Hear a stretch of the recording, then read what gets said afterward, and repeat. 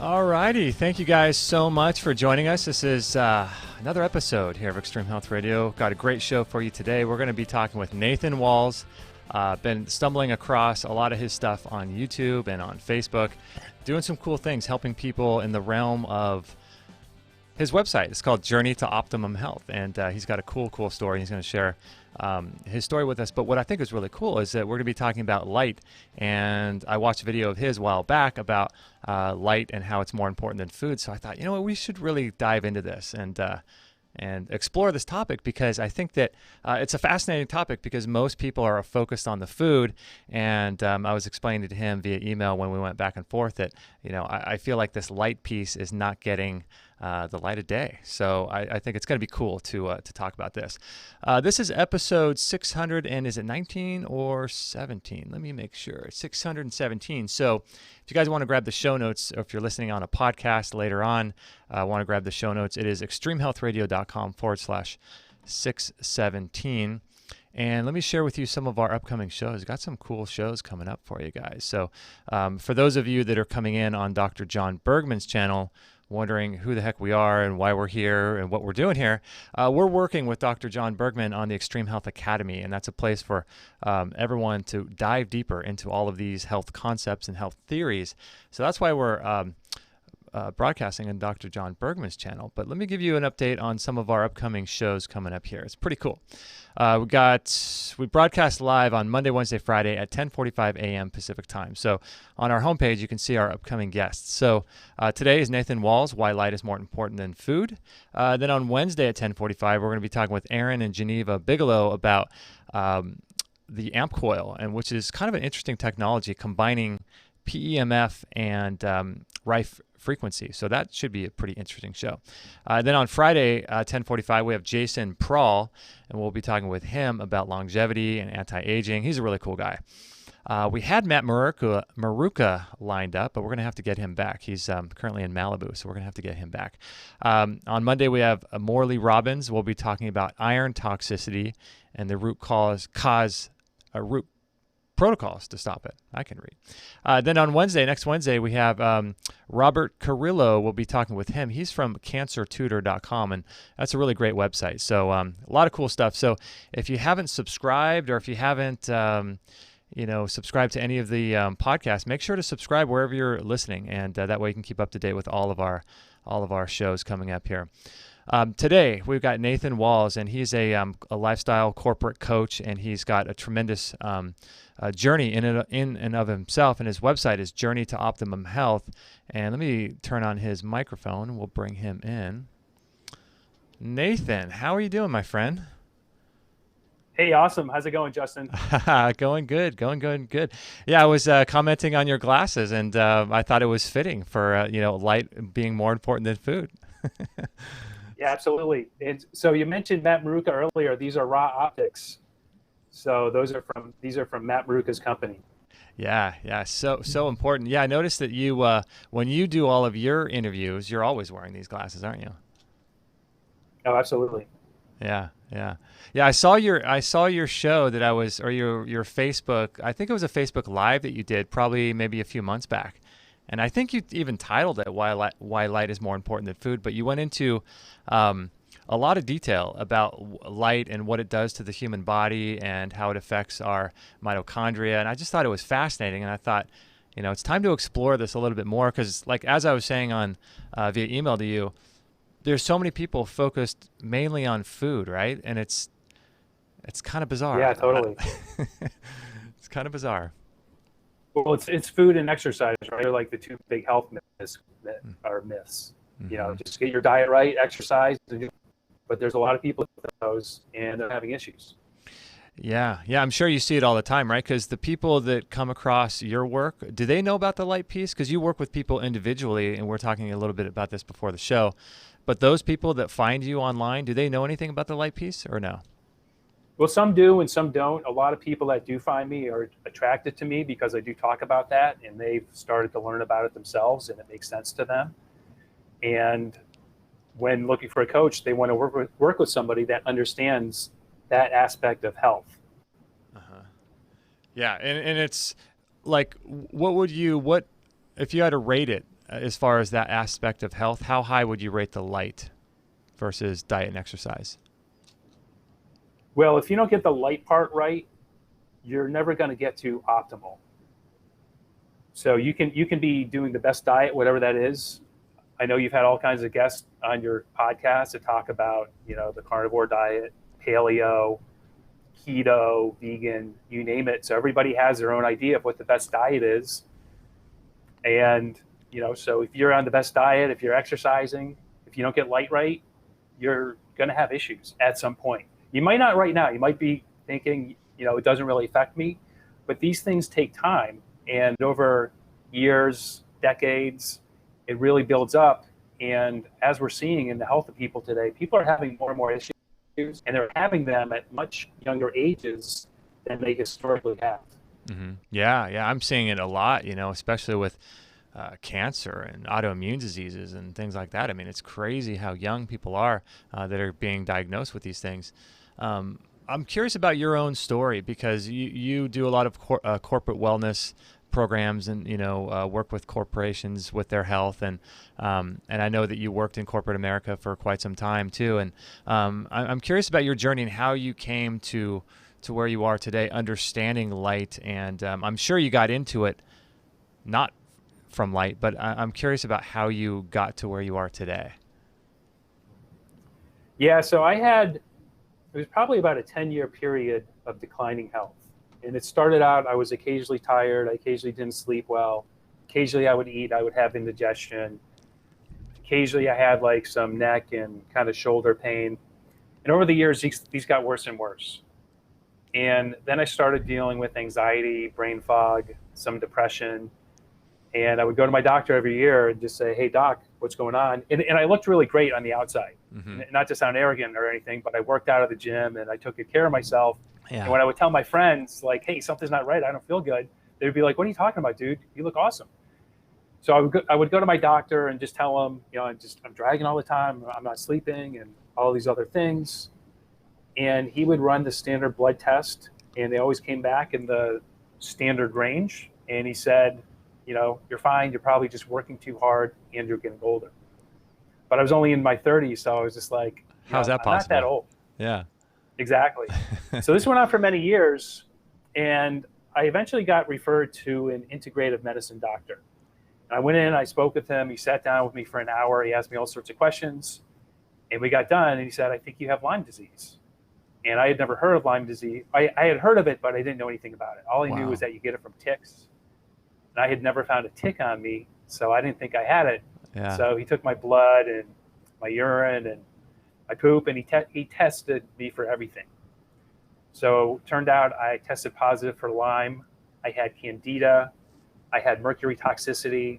Oh, wow. My hormones were super low, and a lot of my vitamins and minerals were really low too. Wow. So I was actually excited at the time, because this had been going on for 10 years at this point. Yeah. And I was like, okay, A, I know what I have so I can address it and get better. And B, I'm not crazy. It's not all in my head. And I figured I would take some antibiotics for the Lyme and some supplements for the other stuff. And in a month or so, I'd be all better. And as time went on, probably about 4 or 5 months into it, I was much worse than when I started out. And I was extremely frustrated, because this doctor, every time I was seeing him every 2 weeks, and he, I was like, so when am I going to feel better? He's like, should be anytime. It's hard to say, but, just stick with this. So I took it upon myself to do a lot of research and figure out, okay, how am I going to get better here? Because this isn't working. I lost a ton of weight. I went from like 175 pounds down to 140 pounds. Oh my God. I weigh about 175 right now. So I didn't have a lot to lose, because I'm a relatively thin guy as it is. So I was completely emaciated. Yeah. And I was just getting worse and worse. So I experimented with different diets. I went vegetarian for a while, for about 6 months. And, I was doing acupuncture and laser therapy and just anything like I came across in my research, like, let me try this out and see if it works. And I eventually came across somebody that you've interviewed a couple times on your show, Dr. Jack Cruz. And I started reading his blog, And from the first blog of his that I read, I knew that this guy's different than anybody else that I've come across. So a lot of it I didn't understand. If you've read his blog posts, you know they're very sciencey and technical. Right. So, but I tried his protocols, and within 2 or 3 weeks, I was feeling better than I had in many, many months. And I basically haven't looked back since. But pretty much everything I've learned about light, I've learned from Dr. Jack Kruse. Mm-hmm. Yeah, it's fascinating. So what did you, it sounds like I'm getting a double audio back because I can hear my voice a little bit. What did you implement from his protocols and his biohacks and things? What did you try first? So the first thing I tried, well, a couple things. I went to a mostly seafood diet. The other thing I did was I did cold thermogenesis. Mm-hmm. Are you familiar with that? Oh yeah. Okay. Yeah, I figured you were. So within 2 weeks, he has a protocol, but within 2 weeks, I was doing full body submersion in my bathtub in my home, and that was a huge help for me. It took me, I don't know, like 3 or 4 months to learn about the whole light angle. Uh-huh. And then I started blocking blue light, but I wasn't doing a lot of the other things that I do now. I mean, it was a process over time. But the first thing I really kind of jumped into hardcore was cold thermogenesis. Yeah. So how often did you do it? I was doing, in the beginning, I was doing it, once I adapted to being able to do full body, I worked up to like 20, 25 minutes. Oh, wow. And I would do that 3-4 days a week. 3 or 4 days a week for 20 minutes at a time, 20, 30 minutes at a time. Yeah. So, Justin, you have to realize, by the time I found him 13 months after I had started my treatment for Lyme. Okay. And I was at a point where I was just so sick and tired of being sick and feeling like crap that I was willing to do anything. So I was, very willing to put myself in the bathtub. It's going to be one of the that's going to get me better. Yeah. That's crazy. So when you did that, what temperature did you measure and monitor the temperature, and how low did you get the water? So I started with do around 50, between 50 and 55. And I eventually, so it became kind of a pain. And it began buying bags of ice. Mm-hmm. Then I would make big blocks of ice. I had an extra freezer in my garage. So I got some big, Tupperware containers. I would make 3 or 4 big blocks of ice. And then I ended up buying an aquarium chiller. So they sell these things for saltwater aquariums to chill the water. And with that, I was able to get the water down to like the mid 40s. So around 46, 47. Interesting. Yeah. Have you heard of those? I've stumbled across those furrow health tubs. Have you seen those things? Sorry, what's that? You cut out. I have not heard of those.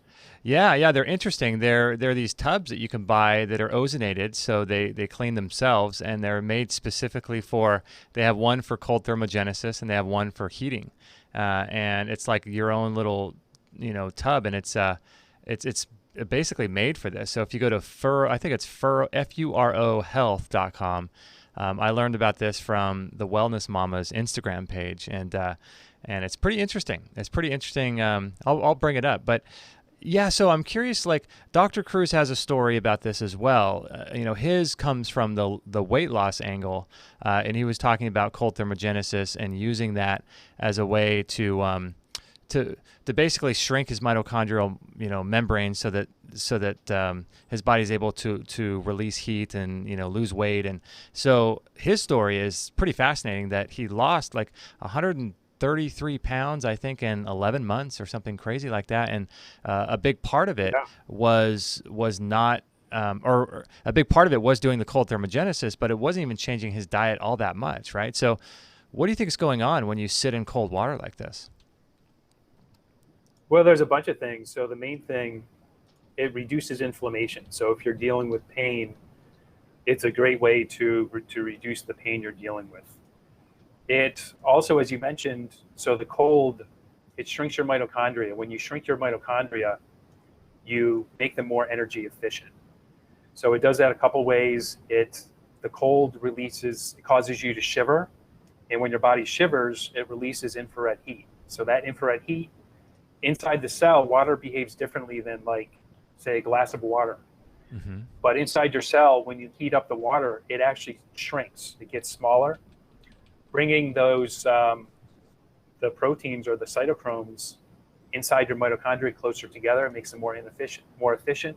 They make more energy. So when you have more energy, your body can heal. You can make more hormones. You can do all the things you need to do. It also releases prolactin, which has anti-aging benefits, and it also, the other thing it does is it makes you more sensitive to your hormones. So if you think about it, in the wintertime, before stores and things like that, and even with animals, they need to be able to do more with less because there's less food available in the wintertime. So to make your body able to adapt to having less food is they made it more sensitive to your hormones. So when you're more sensitive to your hormones, you can have a lower level of hormones, but still feel pretty good because your body is able to use those much more efficiently than otherwise. Does that make sense?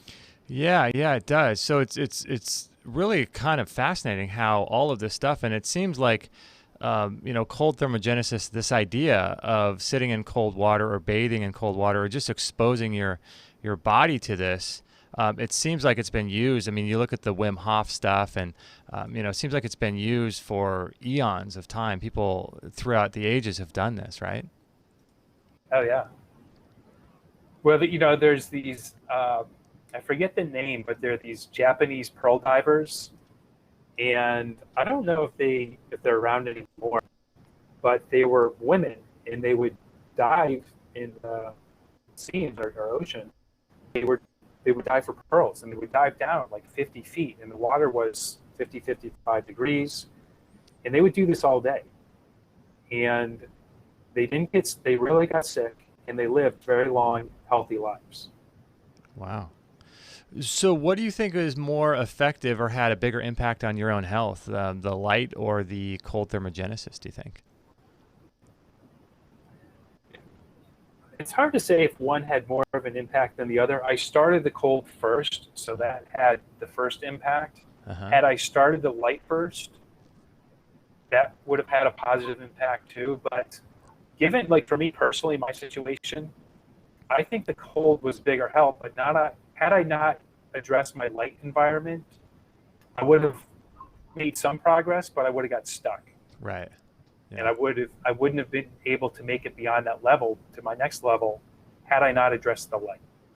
Yeah. It's so fascinating too, because when you start looking at wellness and health and wellness people in the sphere, you start seeing people, and a lot of people are not protecting themselves when they're indoors, and then when they're outdoors, they've got sunglasses on, but they're like these health and wellness experts, and it's just interesting how this idea of the light hasn't affected or hasn't impacted everyone yet. And I feel like that's part of what my mission is. I don't know what it is, but there's something for me. The light piece has been so powerful, from changing all of the devices that I use, and then changing my sunglasses or the glasses I wear inside, to how I understand light now. I mean, it's been the most revolutionary thing for me and my own health, and I've been at this since 2003. We've had, this is 617 shows, and it wasn't until we had Dr. Cruz on years ago that I fully woke up to this. And when he was on, it was like everything changed. He's such a magnanimous guy, and he just has such a way about him. But for me, it's just been had the biggest impact on my whole life. Is this light piece, and my sleep is better. Everything is better as a result of this. And it makes me kind of sad, but it kind of gives me a lot of opportunity for spreading the message, though. But, when I don't see health experts understanding this, I kind of wish everyone did, and that's kind of my mission. But I know yours too, but it's kind of interesting how that works, right? Yeah, absolutely. Absolutely. And Justin, you bring up such a valuable point, because, I'll give you one example. In the apartment building I live in, the power company just went into everybody's apartment and they replaced all their lights with LED fixtures, except Oh, for mine. yeah. And I asked the person that works at the leasing office if anybody else asked to opt out. She said no. And she kind of looked at me like I was crazy when I told her. I'm like, I do not want those light bulbs in my apartment. So it's being pushed as energy efficiency, but we're switching from incandescent bulbs, which are decent. They're not ideal, but they're much better than LED or fluorescent bulbs. And you have buildings en masse. In where I live, there's a new apartment building going up. They're high-end apartments, and one of the pluses they have is LED lighting. So everywhere you look, everyone's moving to LED lightings to save a few pennies on energy. But even in the mainstream media and publication like USA Today, Time Magazine, Yahoo, everywhere you look today, you're seeing articles talking about the dangers and the harms of blue light. Mm-hmm. So I'm glad that you're aware of this. I'm glad that Dr. Cruz brought this to your attention. But you're right, very few health professionals are aware of this and are teaching it.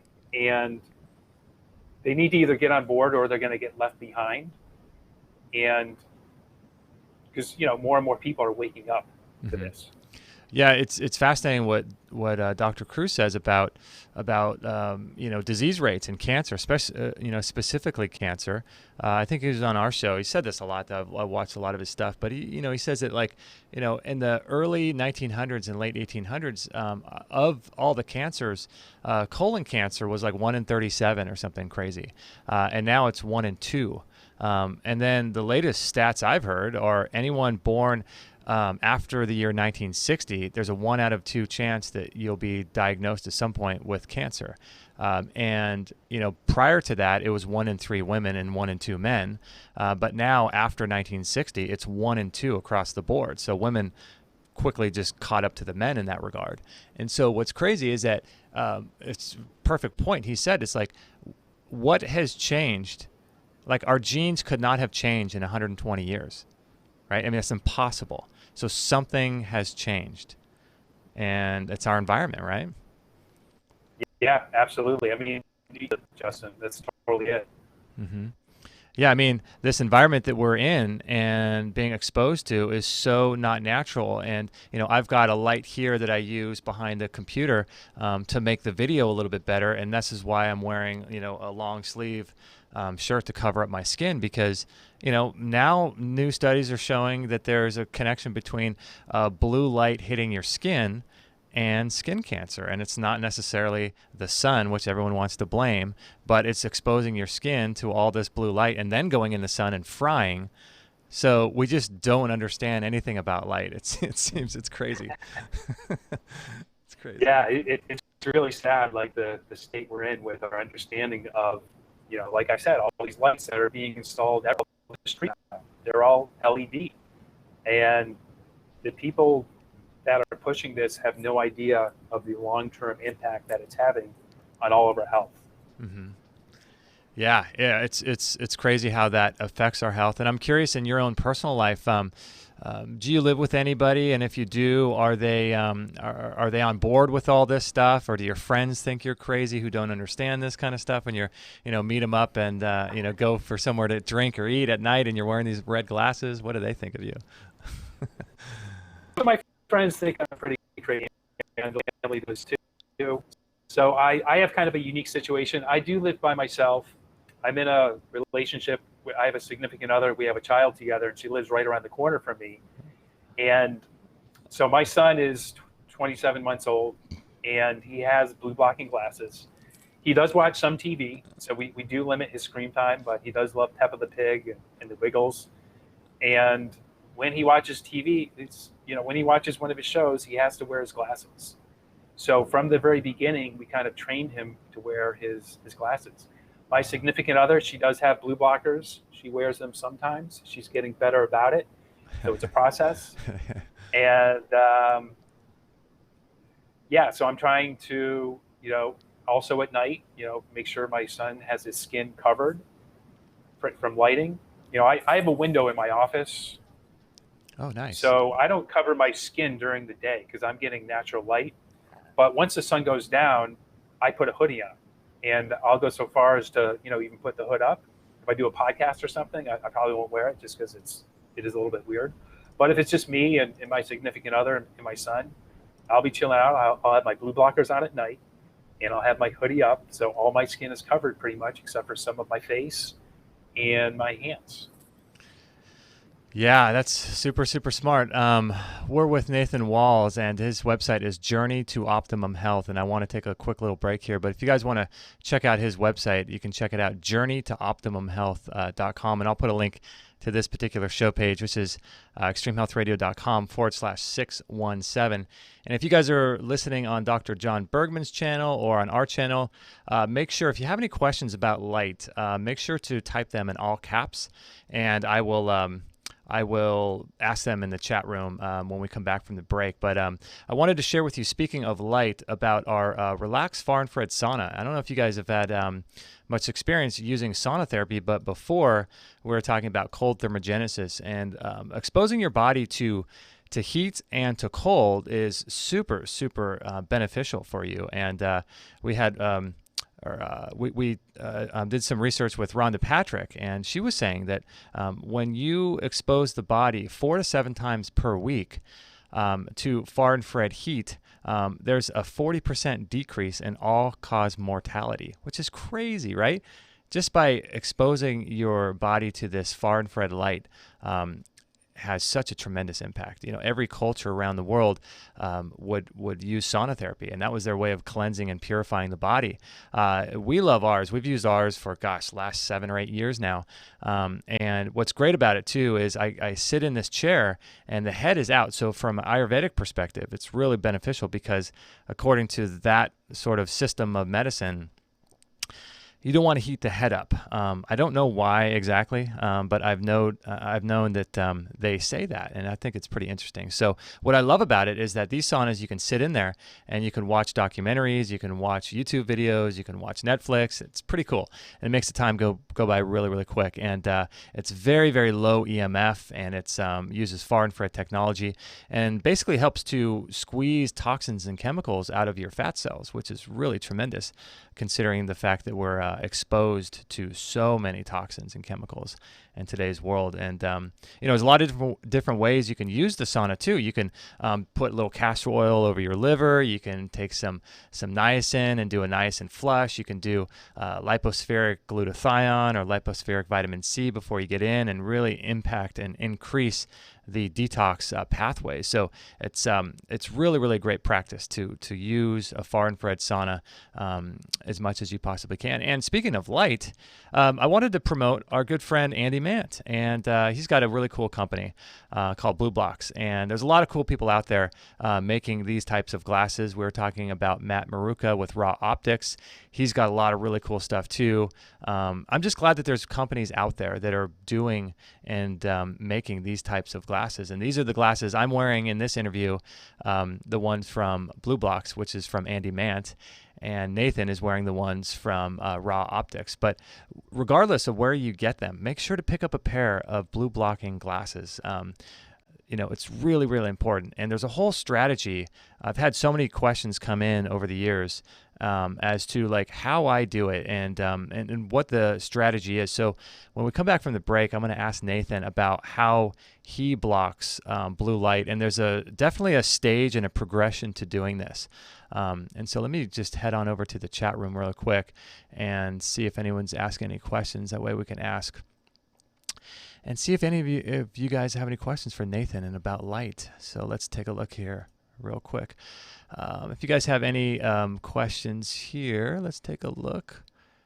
Can you talk? Okay, this is someone. Diana wants to know about the endocannabinoid system, but this is not really focused on light. So we're talking mostly about light here. So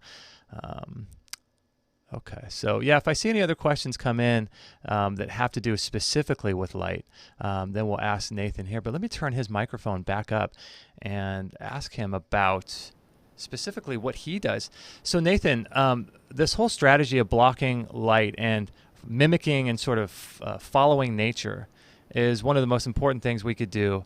And talk a little bit about your light strategy from morning to evening, because I think that would be really helpful for people, because there definitely has to be a strategy, right? Yeah, absolutely. So really good question. And for the person I typed in asking about the endocannabinoid system, that is completely tied to light. So one of the best ways to Oh, really cool. activate that is by watching the sunrise in the morning. So every morning, my goal is to watch the sunrise where I live. I live in upstate New York. So lots of times it's cloudy. I don't always get to actually see the sun. But if you look on, my iPhone, for example, tells me what time the sunrise is going to be. So my balcony faces east. So I have it open and, I'm watching the sun if I'm able to. And sitting inside of my apartment, and I'm usually buck naked because I want the sun on my entire body.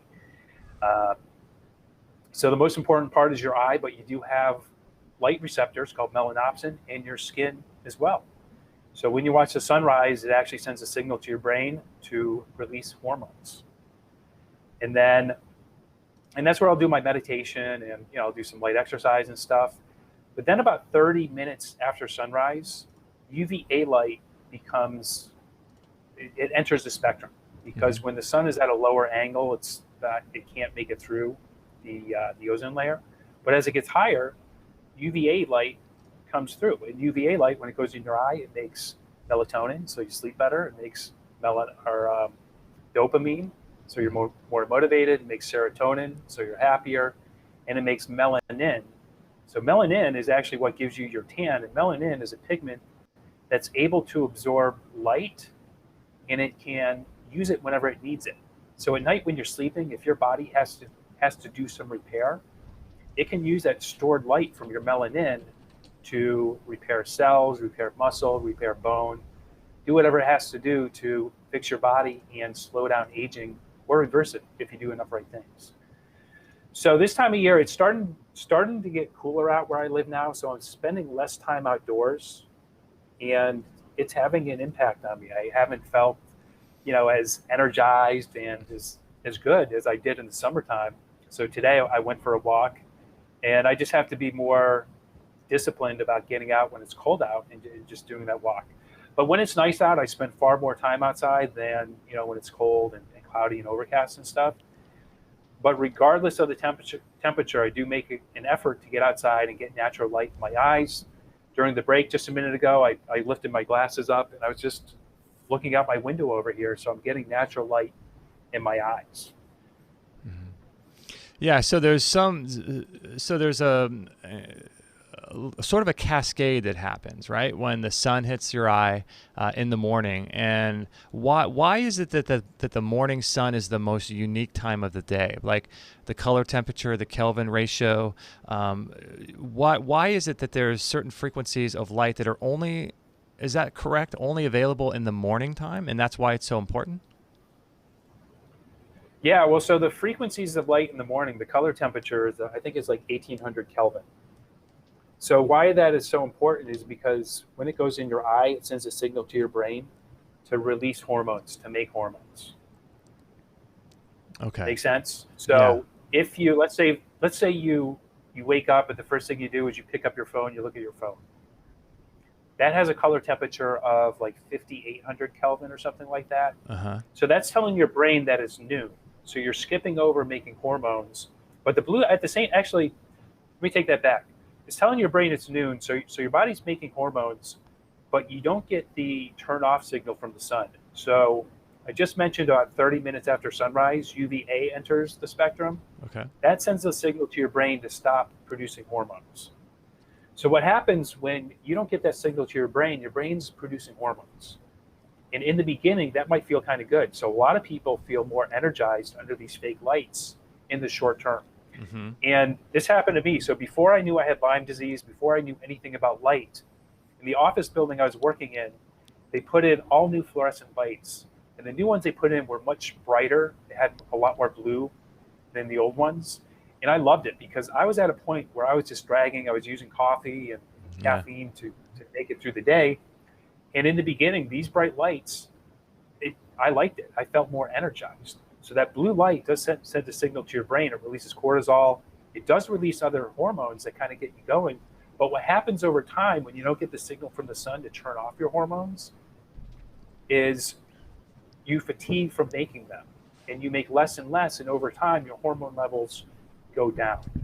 Oh. So I kind of went into more detail than what you asked for, but that I kind of summed up why blue light is causing so much harm these days. That's just one aspect, that we're burning out our brain's ability to make hormones. Okay. Okay. So the first morning, so what's really important is making sure that the light that you're exposed to the first thing when you wake up is going to be full spectrum biophotons from the sun. And that way it's sending correct signals to your brain. So this is why it's so important, right? To not look at your phone or your laptop or anything first, right? Get exposure directly into your eyes. But it seems to me like if we're trying to mimic nature, if the color temperature or the Kelvin ratio of a screen is 5600 to 6500 Kelvin, that's a significant amount of blue light that's obviously not balanced with red or purple, right? So we have this overexposure to blue, and as well as the brightness. So you have that issue. So it seems to me like it still probably wouldn't be a good idea to, even though if you get up in the morning and look at the sun while you're grounded, like Dr. Cruz talks about, and getting that first morning rays into your eyes, and then going and looking at a screen, I mean, I guess that would be better than looking at the screen first. But looking at the screen in any capacity is going to be bad, right? Seems to me. Yeah, absolutely. And so you made me think of something else. So this time of year, the sun is rising later. Lots of times when I get up, the sun's not up yet. It's still dark. Okay. So I'll wear my orange glasses first thing in the morning before sunrise, because we're not supposed to be getting any light at that time. But we have to live our lives. We have to do things. So I do, my skin's covered up. I have my glasses on. And if I have to do some work, at least most of my skin and my eyes are protected. Mm-hmm. But once I get done doing my morning routine of doing my meditation and getting sunlight in my eyes, and I'm on the computer, I'm wearing my glasses because I want to limit the amount of blue light that's coming in my eyes. I also have iris on my screen, so that's reducing the blue light as well. I also have a UVA or black light bulb behind my computer to help kind of offset that as well. And I have a full spectrum light bulb that I use. If it's really dark and cloudy out, I'll turn on a full spectrum light bulb. But otherwise, I have natural light coming in here, so I don't have to use that. So do you use your glasses along with iris when you're on the computer? I do, because it reduces it, but it doesn't block it all. Okay. So I just do it kind of as a safety precaution. But at the same time, you want to get out of the habit of working. Let's say you have a corporate job, you have a desk job, you're on your computer all day. You want to get out of the habit of working on your computer, even if you wear blue blocking glasses the whole day, because you do want to get that natural light signal into your eyeball. So you want to be taking breaks.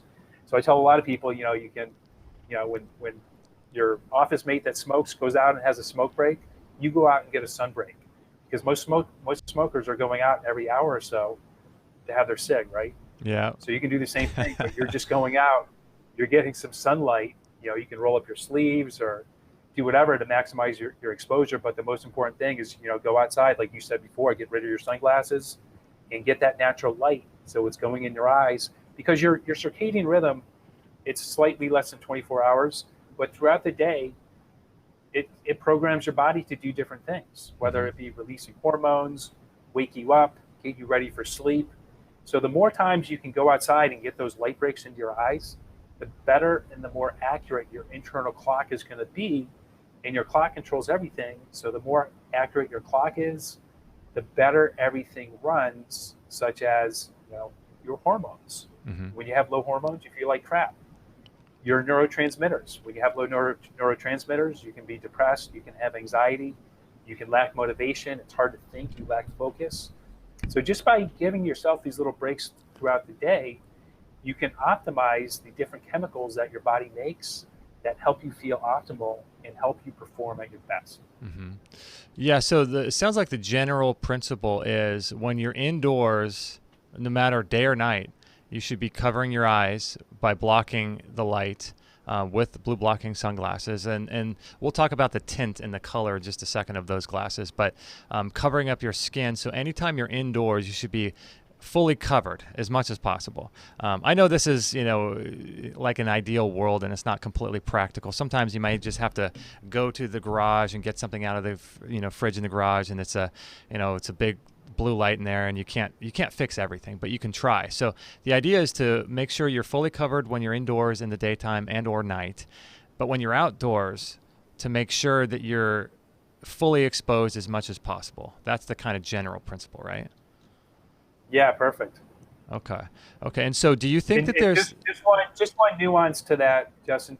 So it depends. If you work in an office, like I work in a home office, and I have a window that opens. So for me, it's not as important to cover my skin. But I used to work in an office building, and I've had offices with windows, and I've worked in cubicles where I didn't really have any natural light. So in a situation like that, if you don't have any natural light coming in, you're going to want to be more protective. If you do have natural light coming in, you can be more lenient. You can get away with more. That sounds totally correct. And it sounds interesting too, because I'm thinking about people's thyroid glands when they're exposed to blue light. And this blue light actually does affect, I'm not sure how far it penetrates, but it does penetrate the skin, and the thyroid is basically, sitting right underneath, the skin there. So there's going to be an effect there that people probably have never thought about when it comes to hormones and thyroid, is this exposure to blue light from their phones, and they don't even know it. That's so huge. You totally made me smile, Justin, because I had forgot to bring that up. I'm so glad you brought it up. And in fact, when I do interviews, I try to be like less weird than I normally am.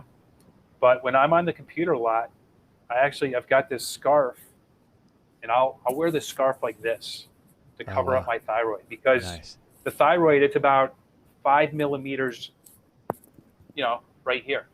So blue light penetrates to that. It penetrates 2 to 3 centimeters. So hypothyroidism has exploded in this country. It affects women more than men. And for me, I think one of the things that wasn't terrible on me was my thyroid. And one of the reasons was because I wore a suit and tie for many years. So if you wear a dress shirt, you protect your thyroid. How crazy is that? Without realizing it. So what I tell my clients that are female is, you can have fun with it. You can make a fashion statement. You can wear a scarf. Yeah. For men, some men are cool wearing scarves. Others aren't as comfortable. So for men, it can be a little more challenging. But you can go back to a suit and tie. You can, look a little more dressy. But you have to, one of the rules I teach my clients is you need to learn to innovate your health. We all have our challenges. We all have busy lives. You need to figure out how you're going to fit the things in your life that are going to, get you better, keep you optimal. And you need to figure out how to make them work for you. Yeah, completely.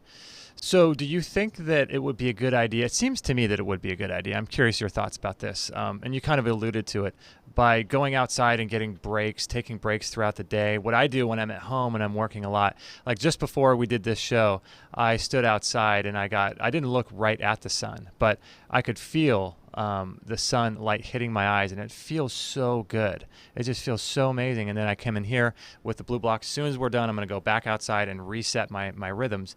And I can imagine a lot of people thinking, well, what does it matter? Or, if I go outside for, 10 seconds or 15 seconds, every hour or so, like that's not going to do anything for my health. But I'm curious about your thoughts about that. And it seems like to me, from a mitochondrial perspective, trying to understand the environment you're in constantly, it's basically like resetting a clock, right? And always making sure it's running precise. And even if you're only getting a few seconds, it seems to me like that would still be beneficial.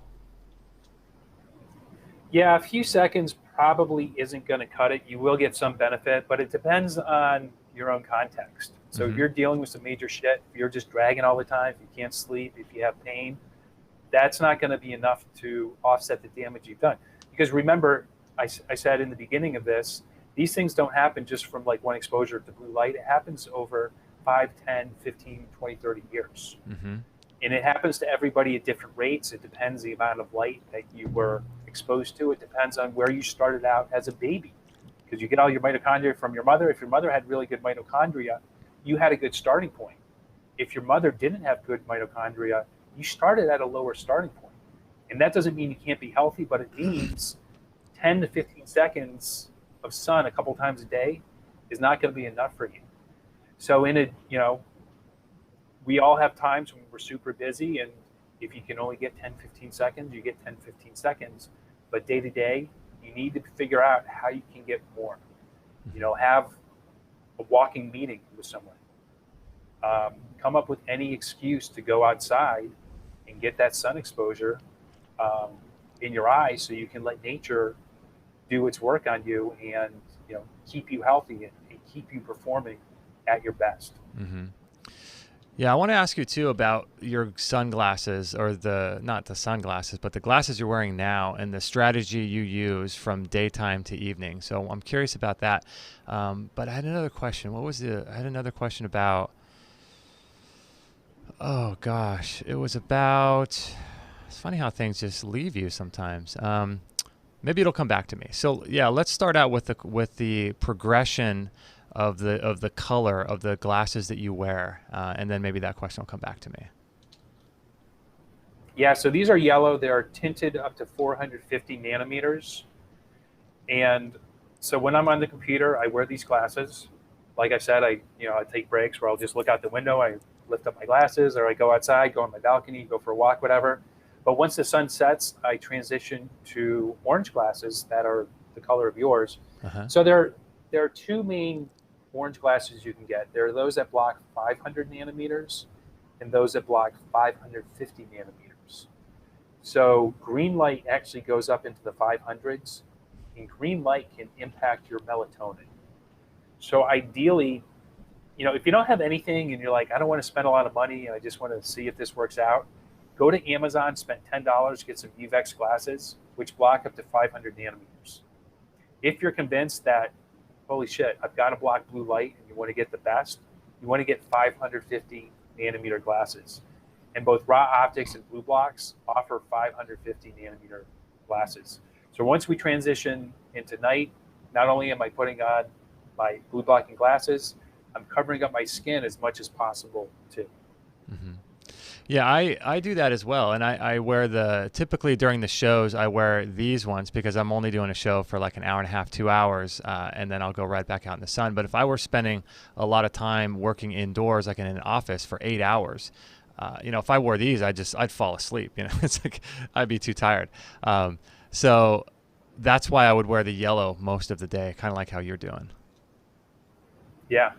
Hey, and Justin, you reminded me of one other thing that I meant to say before, and it slipped my mind.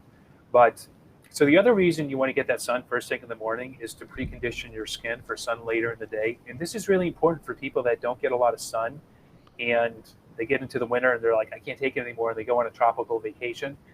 This is where you can get into trouble with the sun, is where you go on vacation, you party, you sleep in, and then you go out at 11 or 12, get all the sun, you get fried, you get a really bad sunburn. That can do a lot of damage. Mm-hmm. And the reason is because you never preconditioned your skin. So when you go out and you watch the sunrise, you have the visible spectrum, but you also have infrared light. So that infrared light actually preconditions your skin for UVA light, which comes about 30 minutes after sunrise. Mm-hmm. The UVA light releases melanin. So melanin is how you get a tan. It absorbs all the different frequencies of light, saves them for later. But that preconditions your skin for UVB light, which comes an hour after sunrise. And as the sun rises higher and higher, and as we get closer to solar noon, it gets stronger and stronger. So by getting out and getting your skin exposed to the sun earlier, you make it much safer, and you enable your skin to absorb more of the beneficial frequencies of light that are going to make vitamin D and your endocannabinoids and your hormones and all these other different things that are made by light. Yeah, that was the other question I was going to ask you. A lot of people, want to know, how do I avoid a sunburn, and do I wear sunscreen and all of this kind of stuff? But preconditioning your skin, there's a lot of different ways to do that. Like you just said, you could someone could take high amounts of, astaxanthin. That's a really good, high antioxidant kind of a skin nutrient that people can take, great for the eyes and nervous system. And, people can do skin brushing, to help exfoliate the skin and get rid of, dead, things that are on the surface of your skin. People do red light too to precondition their skin as well. But it seems to me like the most powerful way is getting in nature and doing exactly what you're talking about. Yeah, 100%, Justin, totally. Mm-hmm. Oh, and that actually, so just one other thing it made me think of. So for the endocannabinoid system, somebody had asked about that before. So that's the other benefit, is you ensure your body is naturally making its own endocannabinoids. And those are really beneficial because those control your mitochondria, they control apoptosis mm-hmm. and autophagy.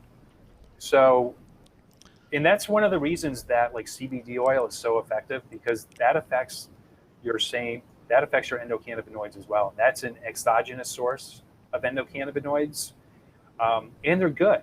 But ideally, you do want to get it from the sun. But when you don't get any sun exposure, your apoptosis and autophagy don't work. So apoptosis is your cell is choosing to die. So if a cell has a certain amount of damage and it's working well, it chooses to kill itself, and then new cells are formed.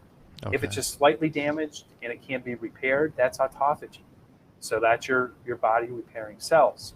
But when apoptosis doesn't work and you have cells that are damaged and they choose not to die, that's cancer. So one of the best things you can do to avoid cancer is the thing that doctors tell you to avoid that causes cancer, and that's getting sun. So hopefully that wasn't too confusing. Yeah. But by getting that sun exposure, you are optimizing your endocannabinoid system, which is cancer protective. You're increasing your vitamin D, which is protective of just about everything. And you're increasing your hormones and a whole lot more. Yeah, it's a whole rabbit trail going down all this stuff, especially with the science involved. Talk a little bit about sunglasses and why sunglasses are sort of the exact opposite of what we're talking about here, and what's going on with circadian mismatches and sunglasses and even clothing as well when it comes to that kind of an idea. Like, what's going on with sunglasses when people wear them, and why are they so damaging, do you think? Well, so you're blocking some of the spectrum of light going in your eye. So when you wear sunglasses, you're outside, but you're not getting that reset button for your circadian rhythm. The other thing is they block UV light. So you have another photoreceptor in your eye called neuropsin, and you're blocking that. So the other thing it does is, I told you before, that UVA light makes melatonin, serotonin, dopamine, and melanin. Uh-huh. So when you don't get that signal of UVA light in your eye to make melanin, you have less protection from the sun. So melanin is your natural protection. It's that pigment in your skin. It absorbs light. It prevents you from getting burned. That tans well knows that in the beginning you can get a sunburn, but once you get a tan, and as long as you stay in your own environment, if you have a dark tan and you go from the north to the deep south, you can get a sunburn. But once you adapt to your environment, you're not really at risk of getting a sunburn. But when you wear sunglasses all the time, you're reducing your body's production of melanin, so you're not able to naturally protect it. You're also decreasing the amount of hormones that you're making. So you're not making as much melatonin, so you don't sleep as well at night. You're not making as much dopamine, so you don't have that drive and motivation. That also causes more addiction. Like, look at addiction rates in our country and around the world. It's due to lower dopamine. So just by wearing sunglasses, you're increasing your risk for addiction. Depression is also through the roof. So when you wear sunglasses, you make less serotonin. And when you don't have serotonin, you get sad, you're depressed, right? Mm-hmm. So the other thing with the clothing is you have this other photoreceptor, melanopsin, which it bonds to your vitamin A. So when you destroy that melanopsin, you destroy your vitamin A. Vitamin A is linked to vitamin D. So when your vitamin A goes down, your vitamin D goes down as well. So you've lost that hormone that protects your immune system. Trying to think it also destroys your melatonin. So melatonin doesn't just help keep you in sync with your circadian rhythm and have a deep sleep. melatonin also controls your mitochondria. They also control autophagy and apoptosis. So when you have low melatonin, you increase your risk for cancer because you're not doing that programmed cell death. Interesting. And on your skin, you can make melatonin locally. So what's the number one cancer for women, Justin? You know? Gosh, I don't know. Probably breast cancer, I'd say. Exactly, it's breast cancer. And for men, do you know what it is for men? Prostate. Exactly. Yeah. So how many women are getting sun on their breast and how many men are getting sun on their prostate? Uh-huh. Not too many. But when you get sun in those areas, you can make melatonin locally. Melatonin it's a major antioxidant. It's anti-cancer. Oh. So when you always wear clothes outside, you don't make that melatonin locally, so you don't have that protection of melatonin. When you don't wear clothes inside, you're destroying your vitamin A, which destroys your vitamin D, which brings you closer to disease and other things that you want to avoid. It's so crazy how this is all tied together, right? Just from frequencies of freaking light, you know? It's like, man, unbelievable. It's like, it's so far unbelievable that it doesn't even seem like it's a possibility. But when you really get into the science of all this stuff, you start understanding that it's really true and all this stuff is happening. We have a lot of questions coming in, and I know you got to leave here, but a couple quick questions. The first one is, what about cloudy days? Is it still advantageous to be outside even when it's cloudy? 100%. So it's not as nice. It's always nicer when we're outside and the sun is shining. It feels a lot better, but you still get the benefits of a cloudy day. So just because it's cloudy, don't say, oh, I'm just going to take the day off from going outside because it's cloudy. The light still goes through. And Justin, I need to send you this cool little thing I have. There are these UVA sensitive beads. One of my clients sent them to me. It's the coolest thing ever, but UVA light turns them from clear to a color. And it really teaches you a lot about how sunlight works, because sunlight is not polarized, meaning it goes in all directions. And if you've ever done lighting for a room, you can have a lamp on and still have a lot of shadows. But if you have a window in that room and the sun is shining in, even not directly, you don't have shadows. Do you know what I mean? Right. Yeah, that's because the sun is unpolarized. So, for example, I'll have these UVA beads in my apartment, not in direct sunlight, but by an open window or an open door, and it still turns the color on them. So you're still getting the benefit. And they don't turn as much on a super cloudy day. We've had a couple of days here where in the morning it's been like really foggy and stuff. And even 30, 40 minutes after sunrise, the beads turn a little bit, not as much. So you are getting less. But the infrared light, which has a ton of benefits as well, is still getting through. So infrared light is probably your body's number one way. During the commercial break, you were talking about the value of sauna. That's because of infrared light. It's regenerative. It creates heat shock proteins, has all these benefits. But you're still getting the benefits of infrared light. Awesome. And finally, what are some good lamps that you would recommend, or light bulbs for people for indoor use? What's the optimal if you're going to have lighting indoors at night? What's optimal, and then what's sort of practical, and what kind of bulbs can people use, do you think? So optimal is candlelight, and I don't do a whole lot of candlelight because it's not practical. Right. So during the day, the light bulbs I recommend are either incandescent or halogen. So any light bulb that puts off heat is good. Okay. Because the counterbalance to blue is red.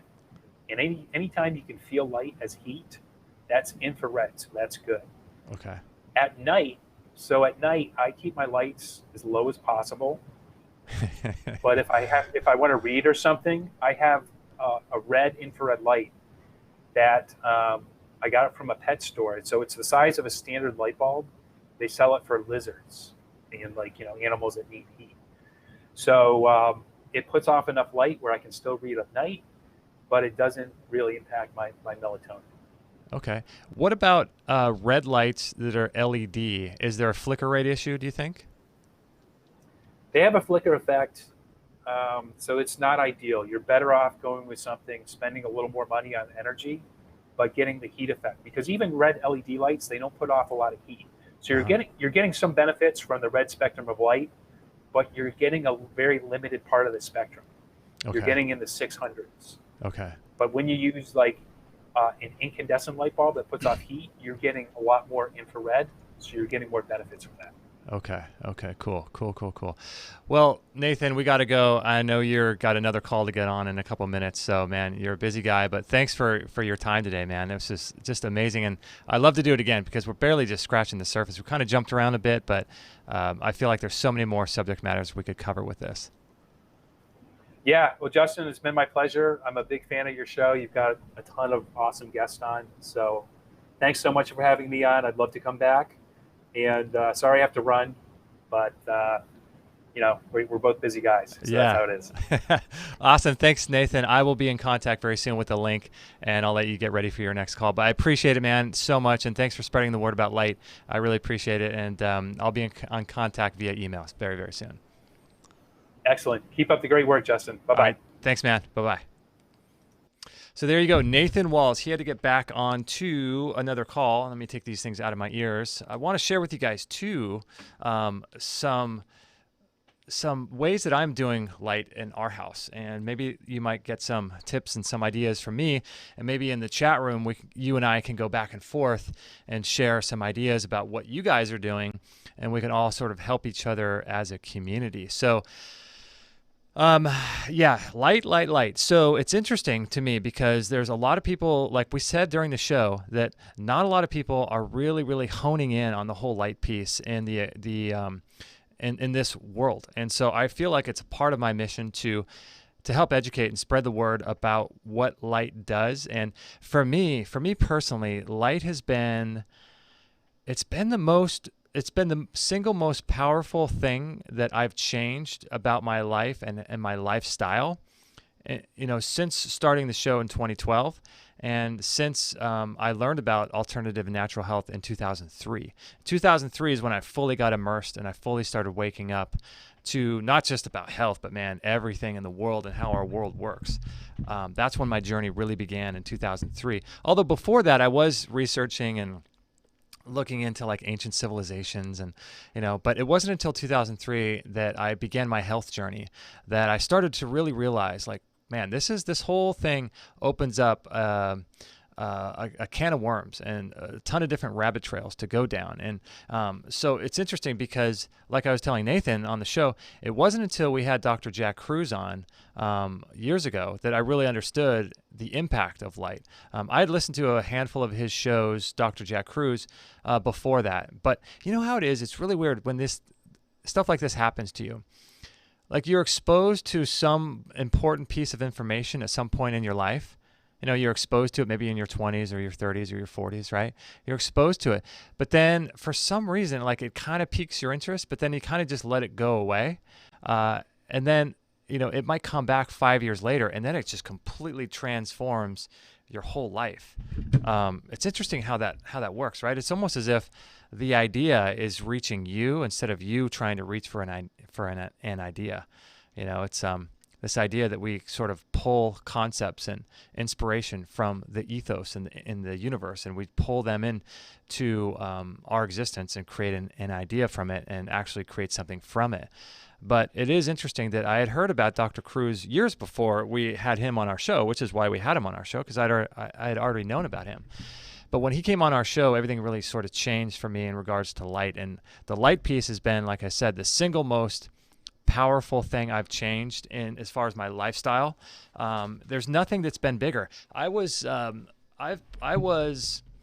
7 years I did raw vegan. I did a raw vegan lifestyle from 2003 to 2010.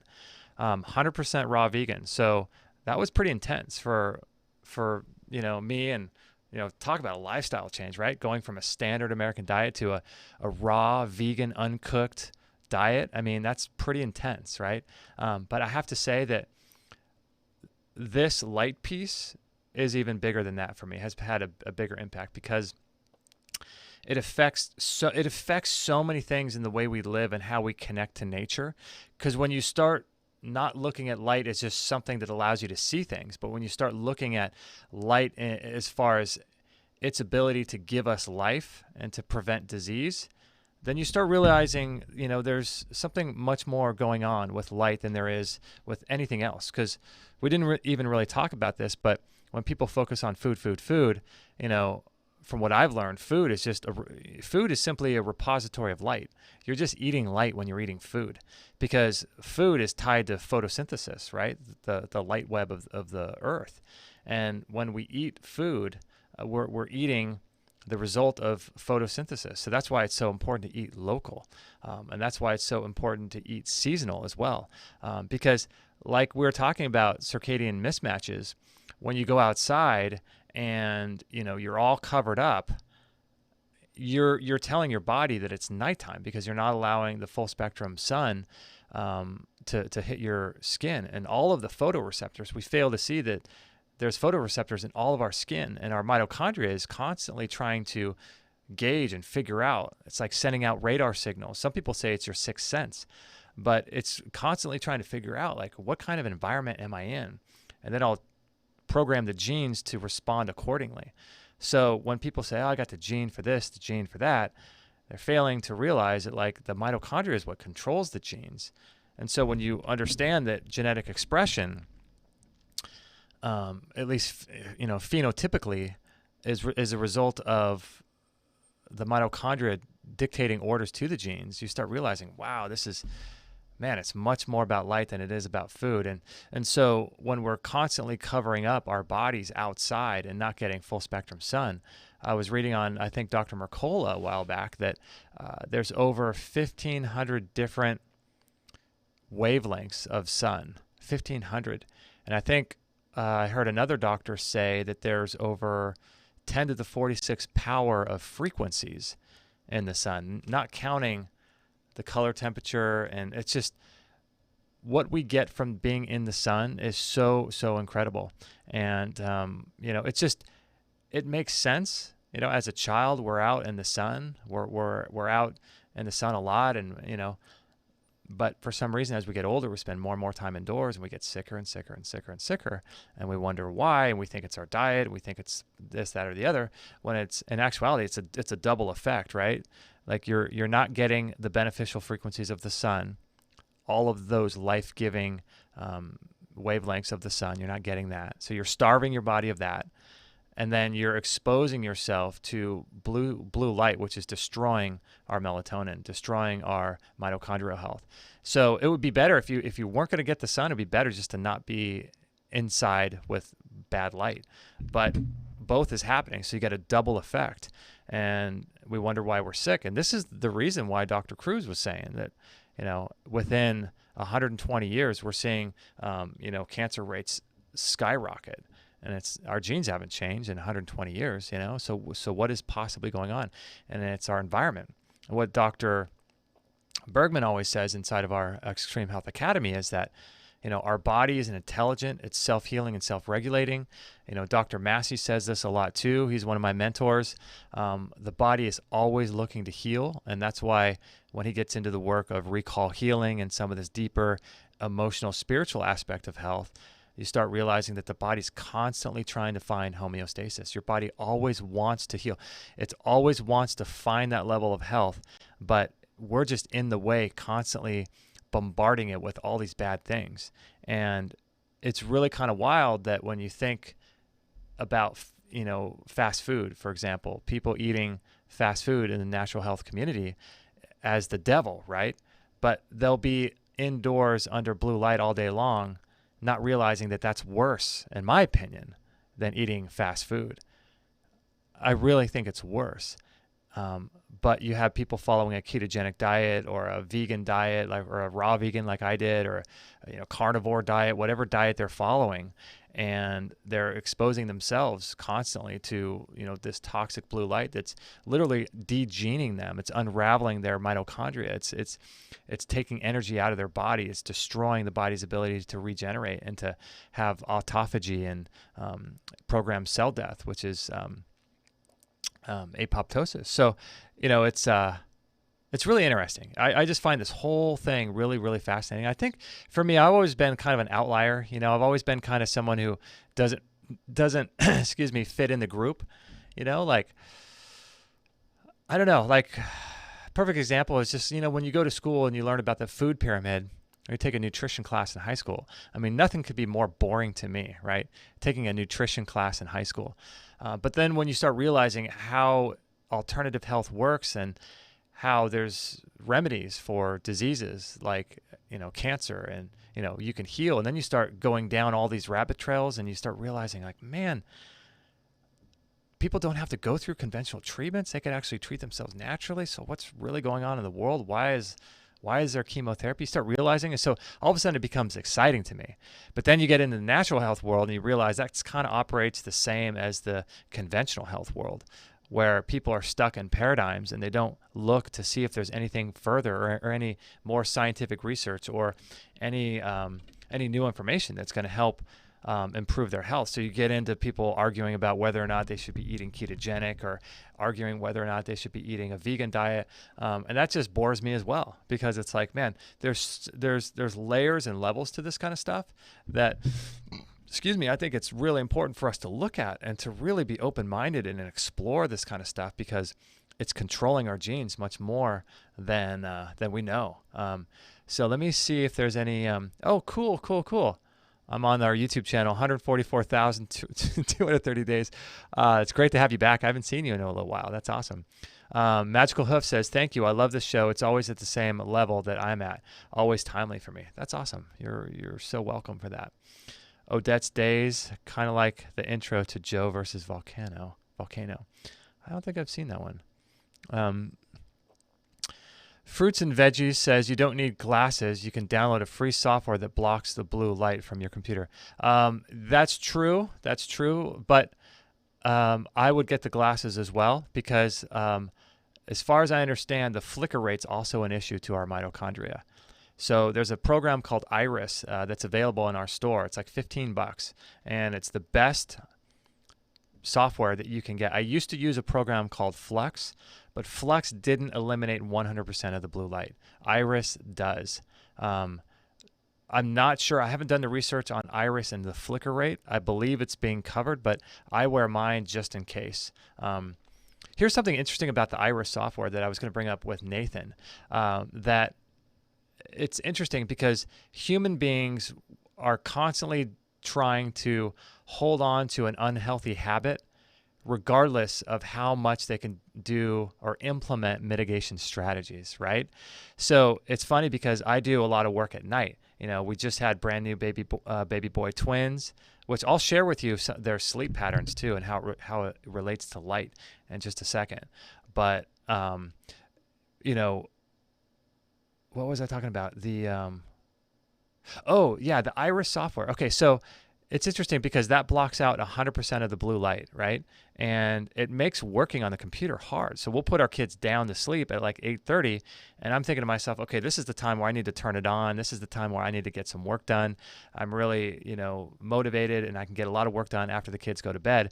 But I go to my computer, and the whole thing is orange, right? And I'm thinking to myself, man, this is so hard to get any work done because I constantly have to take it off of blue light if I'm doing graphics in Photoshop or something. And then I go back to orange. And so what it starts to make me think is I need to get the most amount of my work done in the daytime so that I don't have to look at a computer that has orange light at night, because it's really difficult to work with.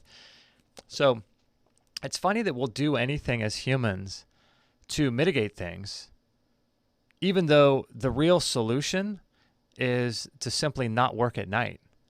That's the real answer. Yes, we can use glasses at night, and yes, we can use that program called Iris at night, but it's still allowing us to do something that's not natural. Because if you think about it, if you follow nature and nature's dictates, if the sun is set at night, we shouldn't even be exposed to the brightness of light either, whether it's orange or blue. It's not natural. It's dark. It's time to go to bed. What are we doing working, right? But Iris allows us to do that. And this is the problem with humanity, is that we are constantly able to manipulate our environment. And this is the real issue, is that animals must adhere to the dictates of nature. They must. If they don't, they die, right? If there's no food in a certain area, they have to go somewhere where there's food. They can't call Uber Eats and get a delivery to their home because they're too lazy to get out of bed, right? They can't. It's like human beings, we're just so crazy how much we're able to manipulate our environment. It's crazy. I'll share about our twins too, and their sleeping patterns, which ties directly to light. But Diane says, it appears the main function of the endocannabinoid system is to maintain bodily homeostasis, biological harmony in response to changes in the environment. That's from UCLA Health. Interesting. Yeah, I've heard that the cannabis plant uptakes many more frequencies of sun than any other plant in the world, and that's partly why it's so tied to light. And so I don't know that to be true. I haven't done any scientific studies, but Reginald Perry says, have we talked about red light therapy yet? No, we haven't. Red light therapy is the beneficial frequency from about 660 to 870 nanometers spectrum of sunlight, and red light therapy is something that I do. We have a Juve machine that's available in our store, and it's something that I do every day, especially during the fall and winter months, because our bodies we're light starved. Our solar panel, which is our skin, is screaming for more light. And so one of the best ways to do that is red light therapy, but nothing beats the sun. We're going to have the founders of Juve on our show, but they would even admit to you as well, nothing beats the sun. The Juve doesn't even come close. No red light therapy device comes close to the sun. But it's nice to have, right? And I use mine every day. Just because I don't think it's as powerful as the sun doesn't mean that it's not beneficial and powerful. But I wanted to tell you about our kids, Will and Ben. Let me bring them up for you so you can see them. But they just gave birth, or my wife just gave birth a couple months ago. They're about 3 months old. And here's a picture of Will here so you can see him. I'll bring him up on the screen if you want to see him. But our sons have been sleeping since week 5. They've been sleeping for anywhere from 10 to 12 hours a night. And that sounds crazy, right? 10 to 12 hours a night. This is from our Instagram page. Yeah, there's a bunch of them here, a bunch of videos and stuff. But they've been sleeping for about 10 to 12 hours a night. And that is like sleeping with, like, you put them down literally, you wrap them up at 8:30, and they're not even moving until 8:30 the next day, or 10 a.m. or 6 the next day. Like, they're sleeping without even peeing, without a change of diaper. And I'm not saying this to brag, but we are doing some things, and I have no idea. There's no way to really know if what you're doing is actually working, right? Because there's so many things that we do for our health and for different parts of our life. You do 10 things, and you have no idea if item number 7 is really the one that is doing the work. But I will say some of the things that we're doing, and it's pretty remarkable what they're doing in terms of sleep. And we may just be blessed. It may just be, a blessing from God, and it might not be anything that we're doing. But I will share, because we've had a lot of people ask what we're doing for that. So one of the first things that we do is we don't expose them at all to any fake light. So all of the lights that we have inside our home are orange and red. So they get no fake light at all. Every now and then, if we take them on a walk in the strollers and there's a street light and some of that light hits their leg, you can't control everything. But for the most part, no fake light is hitting their body or their skin or their eyes at any time during the day. So that's sort of the first step that we've done, getting them to sleep. The second step is we actually get them in the sun as much as possible. And we're working on doing that more and more as they get older and older, to get them in the sun, to make sure, for all of the reasons that we talked with Nathan today about that, because kids and their bodies are just the same as ours, just a little bit smaller. So they need to have their circadian clocks set as well. And that's when they create melatonin in the body in the morning. So we get them full spectrum sun as much as possible, and the complete blocking of all blue light and indoor light. Let's see, what else do we do? So in our bedroom, we have a handful of things. So those are two of the kind of main things that we do. And then in our bedroom, we have a Magnetico mattress pad. The Magnetico is is a pretty remarkable device, and it's fascinating because when you start learning about light, water, and magnetism, let me bring it up on the show here. Light, water, and magnetism, you start realizing this is really what life is made of. The Magnetico is a tremendous piece of equipment that we have, and if you look at the magnetism of the Earth, right now it's about 0.5 Gauss. And some people say during the Babylonian Empire it was around 3 to 5 Gauss. So the Earth is losing magnetic flux and magnetic frequency and power over time. So 0.5 versus 3 to 5, which is pretty significant. A lot of people say that during the time when there was dinosaurs, it was around 300. So the same thing is happening with our oxygen. The same thing is happening with our air pressure. The same thing is happening with a lot of different things. So the reason why the Earth's magnetic field is weakened, over 80% in the last 4,000 years is the crust of the Earth is actually cooling. And this cooling is redirecting the lava underneath the surface of the Earth. And this prevents the magnetic flux from being emitted through the surface of the Earth to us. And so that's partly why the magnetic flux of the Earth is decreasing. It has decreased over 80% in the last 4,000 years. So how do we mitigate that? Light, water, and magnetism is massive, right? So this is why we got the Magnetico mattress pad. The thing weighs like 75 pounds. It's crazy. There's like 2,000 magnets in there, and it's pretty remarkable. Like it's cool because it's very expensive, but there's only a 6% loss in the magnetism over 50 years. So it really is like a one-time purchase. We don't even have the most powerful one yet. There's a super sleep system, which takes it all the way up to 20 Gauss. Ours is only 10 Gauss, but the kids sleep in this magnetic field. And one of the reasons why it's important to do this is because, it helps to bathe the body in this magnetic field. And it's one of the most powerful ways to sort of push off EMF radiation by being in this magnetic field. And so that's one of the reasons. And then the other reason we use the Magnetico is that it allows the ATP and the electrons to spin faster to create more energy. And for the mitochondria to create ATP, and magnetism on our life in our body is massive. Dr. Jerry Tennant wrote a whole book called Healing is Voltage. And Dr. Robert O. Becker in the 1960s, studied salamander, and he would regrow limbs with a positive, negative electric and magnetic stimulation. So, he was an oral surgeon and did these studies in the 1960s. So it's pretty interesting the way magnetism and voltage and energy affects human physiology. So we have them sleeping on a Magnetico, and we also have a rest shield from Ken Rolla that helps emit a scalar frequency into the room to allow more of a parallel reorganization of magnetic, or I should say EMF frequencies.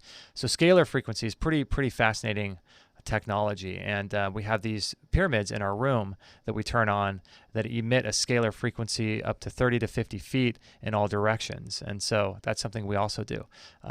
We also have them sleeping on little pyramids that we got from a friend of ours. I forget what the pyramid's name is. Upper echelon orgone. They're orgonite pyramids, and we put them right in between where they sleep. And there's crystals under the bed. We do a lot of different things. And then we also have the air purifier from Air Doctor in our room as well. And so there's a lot of different things that goes into them possibly sleeping, or the reason why they're sleeping for 10 and 12 hours a night. So it's pretty fascinating stuff. Let me go ahead and look over to Facebook. Carlos wants to know what's the best light bulb for in-home use. I believe Nathan covered that. Ronnie says, good morning from Irvine. No way. That's awesome. We're just down south of you in San Juan Capistrano. Carlos wants to know where can I buy that far infrared sauna and how much is it? The far infrared sauna is available in our store, and it is, I think it's $11.95. So it's a great price. A lot of the wood ones are $2,000-$3,000, and so this is really a good price. And it's the one I've been using for about 6 years now, every single day. So somebody wants to know about talking about sun gazing and what is the optimal time to do this. Yeah, we covered that. The sun gazing is most beneficial first thing in the morning, for all the reasons that Nathan talked about. Let's see some of your other questions. A lot of cool people in the chat room. A lot of new people too, which is great. Let's see, Reginald. You're an animal, says, whoops, I'm late. Yeah, man, you missed a cool show. Nathan was on talking about why light is more important than food. So that was pretty cool. Let me scroll through some of your chats here. Starlight is here. I'm so glad you and Nathan have connected. Light is so crucial for optimal health. Yeah, Starlight, I've watched a lot of Nathan's stuff on YouTube, a lot of his interviews and stuff, and I really like what he's doing. I feel like he's a fellow sort of warrior in the sense that we're trying to educate people about the light piece, and people need to wake up about this. This is so important. To see people not protecting their eyes indoors, it's so much more important than food. So much more important than food. Can you talk about, so too much refined food. People used to eat less processed food and more raw food. That's true as far as the issues in today's world. But yeah, it's funny because you have the tendency to think that light is the answer for everything, and I personally think that light is the first step, at least on a physical level, to optimizing your health way before food. In fact, I wrote a list down the other day of about 15 different things that I put in front of food that are more important than food. And so when you start realizing this, it starts really opening up your mind to much more about what's going on. But people begin to think like, every construction, it's like for every thing to hammer, there's going to be a nail, and so it's like every person that we talk to, if they're doing acupuncture, they think everything can be healed with acupuncture. If you talk to Dr. Jack Cruz, everything can be healed with light. If you talk to a ketogenic guy, everything can be healed with a ketogenic diet. If you talk to a massage, everyone thinks that their specific discipline is the end-all be-all to every health condition. Unfortunately, as you guys probably know, you're listening to this, that's not the case. Sometimes it takes a multi-layered approach over a lot of time. Sometimes people can be healed overnight. And so it's my job here at Extreme Health Radio to help cut through some of this stuff and piece together some of the more important aspects of our health and longevity and our well-being so that we can, make quicker progress in less amount of time and less effort. And so that's why it's important to realize that, not every expert that comes on our show is right or even right for you at this time in your life. So that's part of what we're doing inside the Extreme Health Academy is helping teach people to be their own health gurus and their own health advocates, because, that's going to be much more important. All this stuff we talked about light might not even be true. I haven't studied and actually looked at the actual science and looked at what a frequency of light is doing at the exact moment it enters into somebody's eye. I don't know. All we can do is make general assumptions and extrapolate from there, and then experiment. And so that's what we're doing here at Extreme Health Radio, is to help educate all of us to live a better life, right? So personally, I think that there are things that control the mitochondria, and I think that ultimately the actual cause of all disease is not light, it's not blue light. Dr. Cruz will say this. I think it's much, much deeper than that. I think it is an emotional, spiritual issue. And I think that when you get to that level, you start realizing, then you start talking about the invisible, and you start talking about sacred contracts and why we're here. And, we did a show just recently about family constellation therapy and recall healing. And if you really want to get to the core of healing, that's where I think we need to go. After doing 619 shows or whatever it is, and realizing that it's not about food or about light, I think light is 10 times, 100 times more important than food, but even light is trumped here. And I think light is trumped by the physical or the emotional, spiritual side of this. Listen to some of the shows we've done on recall healing. It'll blow your mind. It'll blow your mind. Recall healing and and family constellation therapy. We did a show just a couple days ago.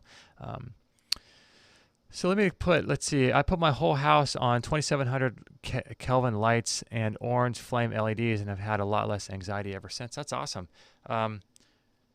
Yeah, so everything is a progression, right? So ultimately it's better, Shamanat, you're ridiculous. That's so funny. Everything is a progression. So the actual solution to all of this stuff is no light at night and going to bed when the sun sets. That's what's most natural. Unfortunately, we can work up to that because our lifestyles have been so toxic and so damaging for so long that we're so not used to that. So lighting is how we stay up later than we should, right? So if you're gonna have lights on, do what Shamanat is doing and switch to orange. It's it's crazy when people walk into your house at night and they see orange lights. It's like the red light district, right? What's your favorite health books, guys? I need more material. So exciting to learn about health. There's a book called Health and Light by John Ott, I think, that might be a good start for you. To be honest, I don't really read a lot of books about health. I get a lot of my material through research and looking at studies and listening to presentations and things like that. But how about light to grow marijuana? Ooh, interesting. I didn't ask him about that because I think marijuana needs a specific type of light, doesn't it? That's really interesting. The biggest problem with far infrared devices is the LED bulbs. Or with infrared devices is the LED bulbs. Depends how they're made, Amir. It depends how they're made. Sun gazing is a true pagan sun ritual. Okay. Dan says, what's up, Nate? That's awesome. Todd says, what about the government that has destroyed the ozone layer? What light gets through? That would be interesting to know that, Todd. Yeah, what light gets through the ozone layer? Some people obviously question that as well, right? So question everything. Is there an ozone layer, and is it actually being destroyed? Like, what actual empirical proof do we have other than people saying things to us? Not saying it's not true, just saying, it's something that if you really want to get down to it, to figure out, what the actual proof is. Divine Alchemy says, what glasses are best for using the computer while sitting in an EMF-laden environment under fluorescent lighting? Okay, so this is a good question, Divine Alchemy Elixir. So it depends what you're doing. So everything depends on your goals and your environment, right? So for me right now, this is probably a 2-hour show, 1 hour, hour and a half hour show, right? So for me, I'm wearing these orange glasses to protect more of the blue spectrum, right? But if I were working all day long, in an office environment, I would go for the yellow because the yellow is going to allow for a little bit more blue to come in. So what happens with these is that you'll actually start getting tired because your body's holding on to and creating more melatonin. So if I were wearing these orange glasses for 8 hours, I'd fall asleep at work. So if you don't want to fall asleep, the yellow ones are the way to go. If you go to our store, Blue Blocks has those, and they sell the yellow ones as well. So they're the daytime versions. And so the progression that I go is I wear yellow in the daytime, no matter what, if lights on or off. In the daytime, I try my best to not have any indoor lighting at all.